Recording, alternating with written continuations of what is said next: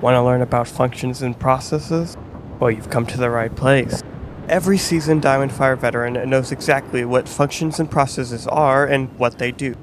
But obviously, not everybody is a seasoned veteran, and chances are, if you've clicked on this video, you'd fall into that category. And not every veteran knows all there is to functions and processes. Even a jam master has much to learn.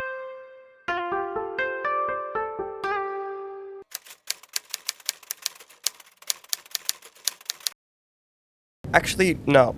Let's start off somewhere simpler. Yes, simpler than even the basics.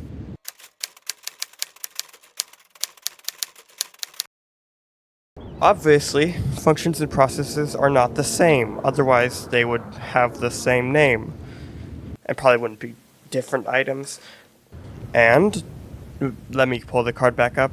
And I would like you to pay close attention to this chapter card, specifically the last word. Zoom in a little. Get your eyeballs onto there real good. Just like that. Do you notice anything? Anything at all? Well, for those of you who haven't seen it, but this last word is singular, not plural. Difference rather than differences. That's because there's only one small difference between functions and processes. But that small difference entirely changes how they're used. When you call a function, it waits for the code in the function to complete before executing the code after the call function.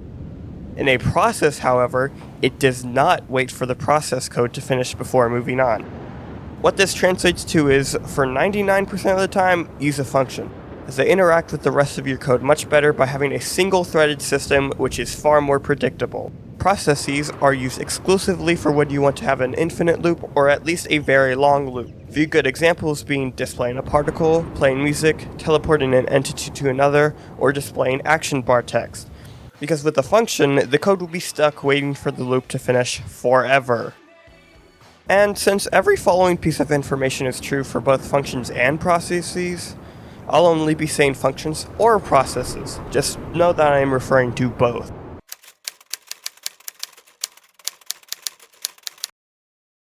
Okay, the basics, for real this time. Functions can be renamed by holding a string value in your main hand and right-clicking on the function sign. This thing right here. This will name the function to whatever the string was named, with a maximum of 100 characters and a minimum of 1. Function names also ignore mini message tags. I'll talk more about this in my future values video, but mini message tags are what allow you to give color to styled text. Things like less than sign, red, greater than sign. You can put them into function names, but it won't change their appearance. There also can't be two functions with the same name, so keep that in mind. In order to call a function, you need a call function block, or start process for processes. In order to select the specific function you want, you can either use a string value in the same way as functions, or you can right-click the sign and it'll show a list of all the functions in your code. It won't display any unnamed functions, so if something isn't showing up in the list, you might have forgotten to name it.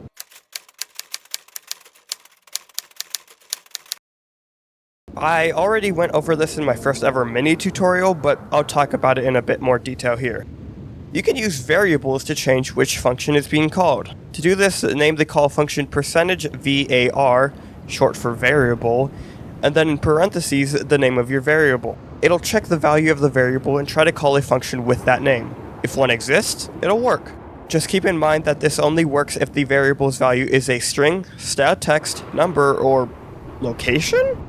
I suggest staying away from trying to use location values in this manner. If I were you, just try to use them and you'll see why.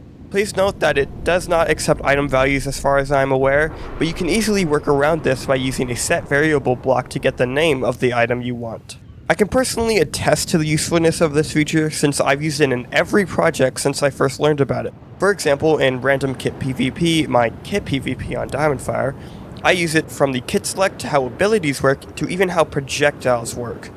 This also saves quite a significant amount of space in your code as it removes the need for long chains of if player blocks to check if they're holding the right item to execute code. But that's enough yapping about function retargeting. On to the next chapter.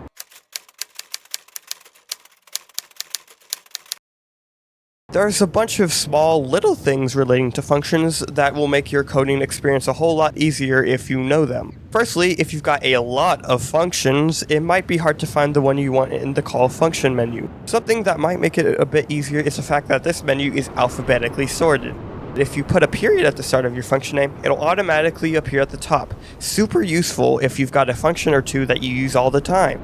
If you're still having a bit of trouble finding that one function, what'll make it even easier is that by putting an item into the function chest, it will change the icon in the function search menu to that item. You can also rename the item to whatever you want, and it won't affect the location in the menu since it's going off the actual function name rather than the icon. This will help stop the menu from being so monotonous and hard to sift through.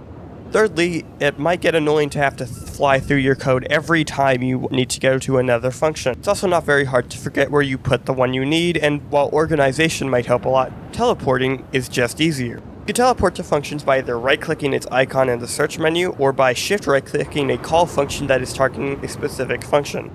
Finally, if you want to move your function, you can crouch and, at the same time, break it. This will break the whole function line and give you a function block that you can place anywhere, and it will place the entire line, as long as there's room, that is. You can also use this to quickly delete functions. And that's pretty much all. For those of you who are wondering about parameters, I'm sorry to disappoint, but I'll be talking about those in my variables video, not this one. Thanks for watching. Remember to like, comment, and subscribe.